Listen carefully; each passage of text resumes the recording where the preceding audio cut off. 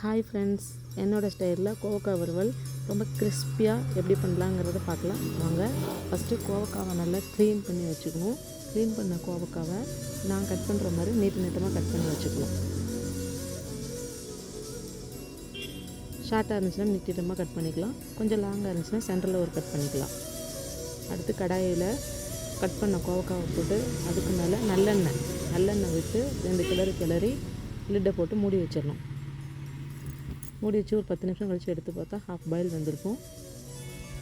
ஒரு கிண்டி விட்டுட்டு மறுபடியும் மூடி வச்சு அகைன் ஒரு 5 மினிட்ஸ் கழித்து ஓப்பன் பண்ணி நமக்கு தேவையான உப்பு, மிளகாய்த்தூள் 2 சேர்த்து மறுபடியும் ஒரு கிண்டி விட்டு மூடி வச்சிடலாம். சிம்முலேயே வச்சு தான் வேக வைக்கணும். அதுக்கப்புறம் லிட்டை ஓப்பன் பண்ணி